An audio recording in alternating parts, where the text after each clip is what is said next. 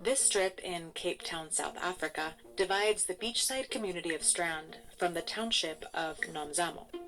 They're only a few meters apart, but the people on each side live very different lives.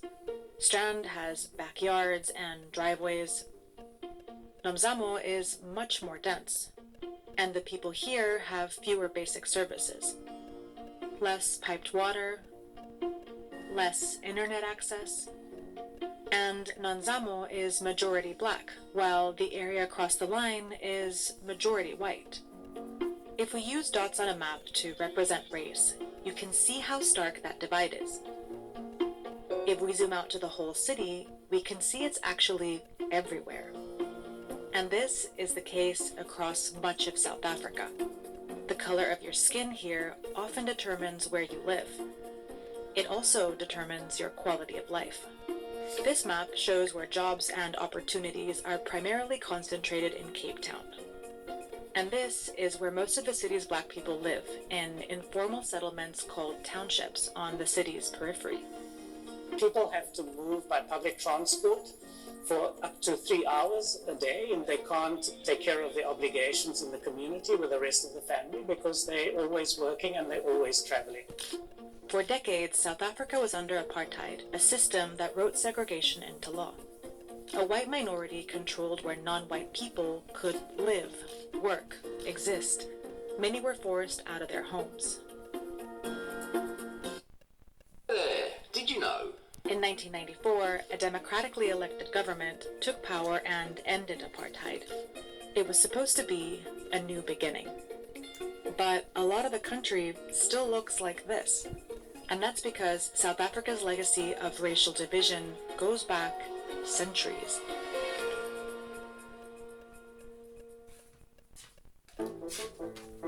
In the 1600s, the Dutch took over the southern tip of Africa to supply ships with food along the trade route to Asia. 150 years later, Britain seized it and named it Cape Colony. Many Dutch colonists moved here, further inland, to escape British rule and continue exploiting enslaved people. Just like the Dutch, the British used Cape Colony as a strategic location for trade. It wasn't economically significant.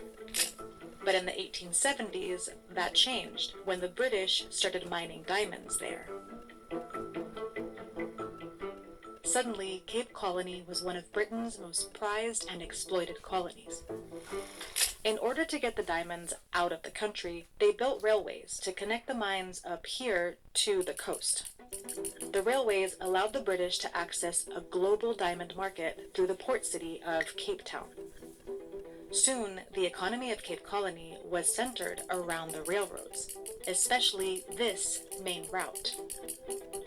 The green areas on this map show the black regions of Cape Colony, largely left out of the railroad economy. Racial inequality in Cape Colony was being reinforced by location. To keep it that way, the colonial government started writing segregation into law. The Native Lands Act of 1913 pushed black people into these areas, only 8% of South Africa's land, and restricted them from owning land everywhere else, or relocated them to the edges of the major cities to work for white people. These laws began to shape the region. Cape Town's growth from the increased trade turned the port town into a major city. Many migrants from the rest of the colony and elsewhere moved here, to what was then the outskirts of Cape Town, where former enslaved people, merchants, artists, and immigrants were forming a neighborhood called District 6. As the city grew around District 6, so did the neighborhood. For decades, District 6 was a thriving, integrated community. We were a very cosmopolitan, you could say, family almost, because there were people from all different nationalities, from all different walks of life. This was the statement, your child is my child. But it wouldn't last. In 1934, Britain's legal hold in what was now the Union of South Africa officially ended. The remaining white minority, the descendants of Dutch colonists, took control, and they built on the foundation the British were leaving behind. Between 1949 and 1971, the all-white government passed 148 laws solidifying apartheid. Apartheid allowed for the full realization of the ambition of the fascist project in South Africa. In 1950, the Population Registration Act officially classified people by race: white, colored, and native or black, and eventually Asian. Then they made laws saying where people could live. Around the country, black South Africans were moved into these areas, called homelands or Bantustans. Bantustans were rural areas and had underdeveloped economies. Many of them were in the areas Britain had already excluded from the railway economy, and where black land ownership had been restricted too. Black people were forced to carry passbooks that specified where they were allowed to work or travel to. In cities like Cape Town, the Group Areas Act moved the remaining non-whites into separate urban areas. The most prime land and the land closest to high-valued property was allocated to white people. In 1966, the government declared that District 6 was now a whites-only area. The residents of District 6 received removal letters like this one that said living there was illegal because they were not white. Bulldozers drove into District 6 and razed it to the ground. We lived here. We had a life here. It was very traumatic for a lot of people. It's like ripping out someone's heart. More than 60,000 people were forcibly removed from their homes. Africa is the world's second largest continent and the home of the most beautiful countries in the world with some of the most unique landscapes and wildlife. Yet, it's also the most underrated destination when it comes to traveling. Therefore, in this video, we will expose the top 10 interesting facts about Africa so you can have more reasons to choose this exquisite continent for your next holiday. Africa covers 30 million square kilometers with 54 countries. Africa is the second largest continent globally and boasts more countries than Asia, the largest continent in the world. It is a huge continent that is divided up into 5 subsections: North Africa, East Africa, Central Africa, Southern Africa, and West Africa. Entire Africa covers almost 10 million square miles, making up more than 20% of the world's land. 2. There are more than 2,000 recognized languages, and the most widely spoken language is Arabic. Not only the second largest continent in the world, Africa is also the second most populated continent. Therefore, over a quarter of all of the different languages that are spoken in the world are spoken in Africa in their relative regions. There are over 2,000 different recognized languages spoken in Africa. Around 200 of these are spoken in Northern Africa, including Central Sahara, and are known as Afro-Asiatic languages. 140 are spoken in Central and Eastern Africa, known as Nilo-Saharan languages, and more than 1,000 are Niger-Saharan languages. However, the most widely spoken language here is Arabic, followed by English, then Swahili, French, Berber, Hausa, and Portuguese. 3. Illiteracy is as high as 40% across the continent. Although Africa holds many different resources, it is a continent where many of the countries have vast numbers of their populations living in poverty.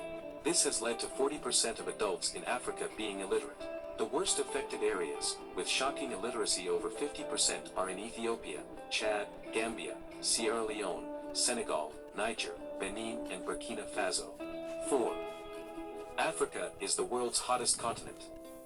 As you probably already know, Africa has a very warm climate and it is actually considered to be the world's hottest continent. Around 60% of the land is dry and covered by desert. The Sahara is the world's biggest desert with temperatures often topping 100 degrees Fahrenheit. But whilst the hottest recorded temperature on Earth was once in El Azizia, Libya at 136.4 degrees Fahrenheit, the continent also has the other extreme with the coldest temperature in Africa being as low as minus 11 degrees Fahrenheit in Afraim, Morocco. This just shows the diversity of the different countries here in Africa, and the differences don't end with the climate. 5. Around 90% of all malaria cases in the world are in Africa. Malaria is a highly deadly disease, particularly in Africa. Around 3,000 children die of malaria every single day in Africa. Sadly, 90% of all malaria cases across the world occur here, in this continent. In 2019, an estimated 94% of deaths were in the WHO African region. Many charities are calling for donation to help save children in need of medical help such as Malaria No More, Christian Aid, UNICEF or Against Malaria Foundation. This is a horrible disease and one that is not easily fought when the country is in so much poverty. Any support and compassion from the world are important in helping Africa lower this shockingly high rate. 6. Africa's Sahara Desert is bigger than the USA. Most of Africa's land is made up of desert, hence its extremely hot climate. The Sahara of Africa, being the largest desert in the world, is truly vast. Its expansive size is 9.4 million square kilometers bigger than the entire USA. Another interesting fact about the Sahara is that it is actually growing in size as it's been expanding in the southern regions at a rate of half a mile per month, which equates to 6 miles per year. 7. It's the biggest single source of gold throughout mining history. Africa is home to some great resources sought after by the Western world. Almost half of the gold ever mined on Earth has come from Africa, and more specifically, from Witwatersrand in South Africa. Despite the decline in production, gold exports were valued at $3.8 billion back in 2005. South Africa is also famous for its diamonds, although Botswana leads the way in terms of production. Africa produces at least 50% of the diamonds and gold in the whole world. The rest of the countries around the world contribute to the remaining 50% of the production of these precious stones and metal. 8. Sudan has more pyramids than Egypt. Many of you might immediately think of Egypt when it comes to pyramids. But shockingly, the country of Sudan, in Africa, has a total of 223 pyramids, which is twice the amount of pyramids that Egypt has. These forgotten pyramids are the Meroe pyramids. These once made up the capital of the kingdom of Kush, ruled by the Nubian kings. 9. It has the oldest universities in the world. Although the illiteracy rate here is high, Africa is actually home to one of the oldest universities in the world. Established in 859, the University of Al-Qarawiyyin in Fez, Morocco is the very first universities in the world. According to UNESCO and Guinness World Records, the University of Al-Qarawiyyin is the oldest existing, continually operating, and the first degree-awarding educational institution in the world. The institution was incorporated into Morocco's modern state university system in 1963. The university was founded with an associated madrasa, a specific type of religious school or college for the study of the Islamic religion, by Fatima al-Fihri, the daughter of a wealthy merchant. Fatima vowed to spend her inheritance on the construction of a mosque suitable for her community. Al-Qarawiyyin is open to both men and women. 10. The richest man ever is African. Although Africa is considered to be the poorest continent of the world nowadays, it used to be the home country of the richest man ever lived. Mansa Musa, or Musa I of Mali, is considered one of the richest men in human history. Musa was the 10th emperor of the Mali Empire, one of the prosperous Sahelian kingdoms that developed along the Saharan slave trade routes in the later medieval period. Mansa Musa acquired most of his wealth from the production and trade of salt and gold. He was the world's biggest gold producer and distributor, as gold was a highly sought commodity at the time and an important indicator of status and affluence. By the time of his death in 1937, estimates place his net worth in the range of $300 billion to $400 billion in adjusted dollars for the late 2000s. Criminal, pirates are not like that. I'm a genofighter in Niger Delta.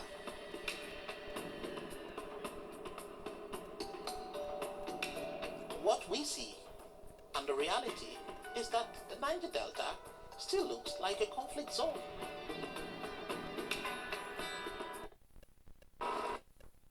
For 200 pounds. When you get there, they will check what you carry. Because of them, we cannot, maybe you want to pass to anywhere, you have to surrender your raise up your hands and do all kind of things. That is what they do because of the crisis they have with John Toku. When it is 7:30, you are not allowed to pass that area. You are not allowed because of the military. That place is out of bounds. And people are living there just in the afternoon time. So we don't want that kind of things in our own area. We are very, very scared. There is no freedom. There is no total freedom. That when you get to NNPC, there are certain areas that they wouldn't want to ask questions. They wouldn't want you to ask questions about.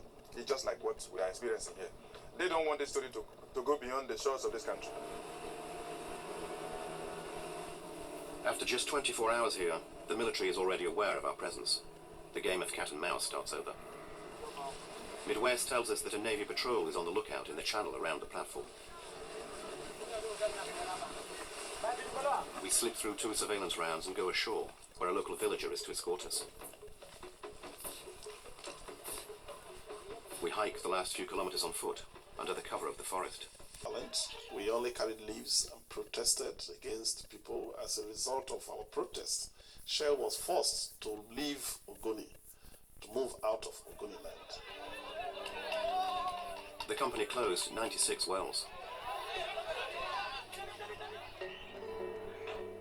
1 year later, Ken Saro-Wiwa and 8 of his companions were arrested and tried.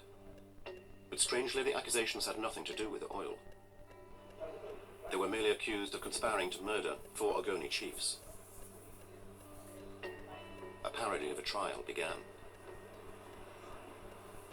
At the end of the day, they convicted Ken and the others and executed them.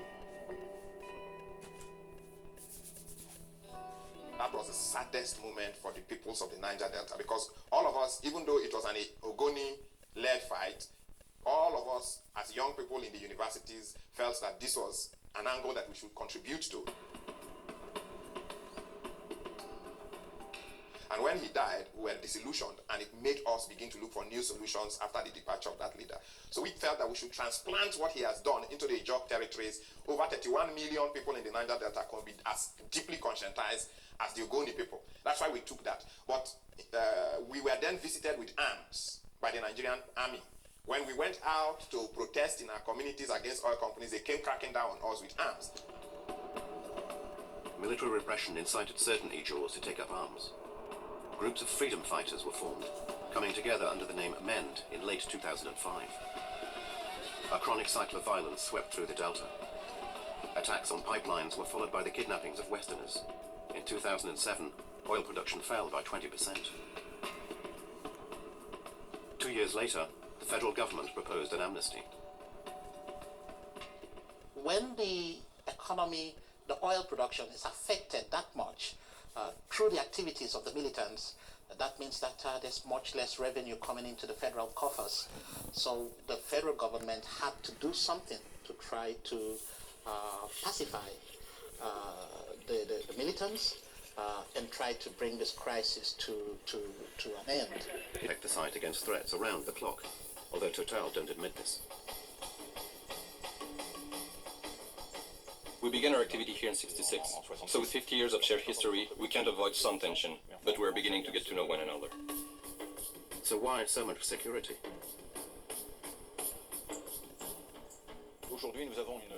Today we have policies of prevention and protection. There are tensions that have developed in Nigeria in recent times, not in the immediate environment, but not far away. In the past few years, we've worked on a policy of protecting a certain category of personnel. And we do not think that we are upsetting the communities, the people who live close to our production site, by our behavior. Challenges we have with them, we don't get the impression there's a problem in how they perceive these measures.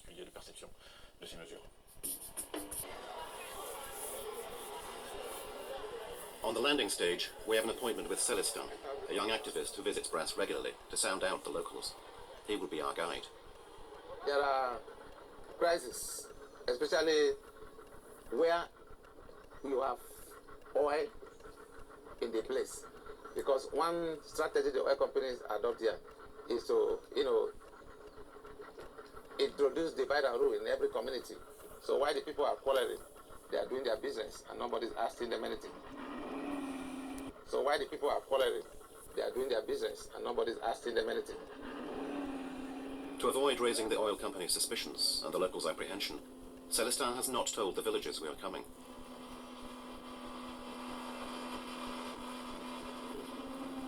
Crossing the river, that is a pipeline. Very high pressure pipeline.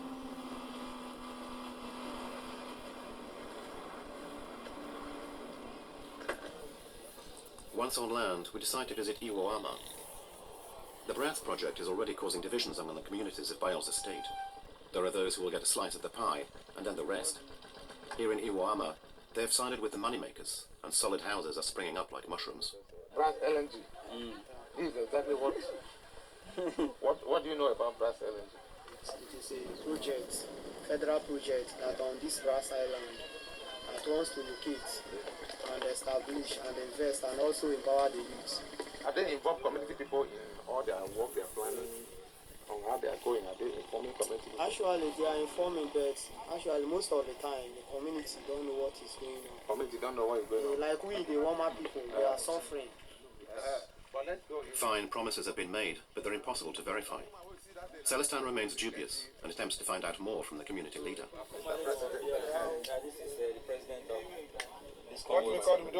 I'm seeing some beautiful buildings around. Are they built by LNG? They are built by Timmy Presiva, governor of the state, the Asa state. I think this is the first government that I'm seeing that is building this kind of structure for people. But people are saying that Timmy Presiva is not doing something, but these are something. What they won't admit is that they have obtained Timipre Silva's favour by selling their agricultural land, rich in oil. A house costing a few €100, for land potentially worth millions. Ravaged medieval Europe across the mid-14th century. It's known that the disease made its way to Europe via the Black Sea and the surrounding trade routes. We all know how terrible it was in Europe, but something not often discussed is how it affected the rest of the world. So how exactly did it? How did the Black Death affect Africa and Asia? As many of you will know, the plague arrived in Europe in 1346, and at the same time it was being carried down south to the Islamic world. And here it also caused complete devastation. The first major state to bear the brunt in the region was the Mamluk Sultanate. Cairo and Alexandria saw vast mortalities, and the plague soon spread across North Africa and into the Middle East. So how did the Islamic world respond differently to Europe? In Europe, the disease was known to be highly contagious, which is why many places entered quarantines, people fled for the countryside, or states closed their borders. Outsiders were largely seen as responsible for the plague, whereas in the Middle East, the plague wasn't seen as infectious. People refused to leave their hometowns, and in many cases they were forbidden from doing so. There was also a fundamental difference in how Muslims saw the plague. Whilst Christians saw it as divine punishment, Muslims saw it as just another part of life, and there wasn't much in the way of a mass panic. And in the end, much like the Christian world, this led to widespread death and destruction, and both recovered from the plague at roughly the same point. As for sub-Saharan Africa, well, there's no evidence to suggest that the plague ever got there, which must have been nice. So what about the world's two largest population centres, China and India? China at this point was ruled by the Yuan dynasty, which was keen on keeping records. Its bureaucrats recorded any and all natural disasters and disease outbreaks, and so if the plague were there, it would have been known, right? Well, sort of. There were numerous outbreaks of disease across the mid-14th century in China, but it's not known if any of them were the plague. The reason being that these outbreaks weren't seen as anything special. Joseph Kabila, former president of the Democratic Republic of Congo, a giant of African politics for nearly 2 decades, and, reportedly, a billionaire.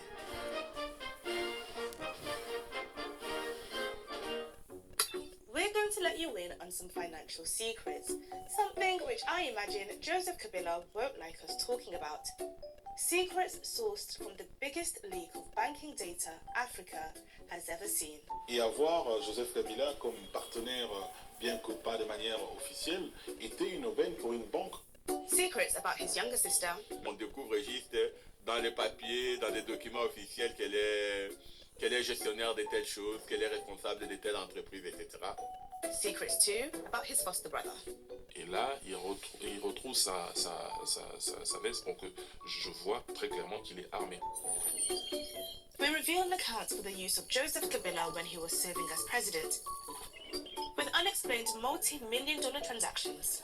J'ai juste reçu un appel à 6 h du matin où je devais arriver très tôt, libérer cet argent, faire une mise en place sans soubassement et régulariser les documents après.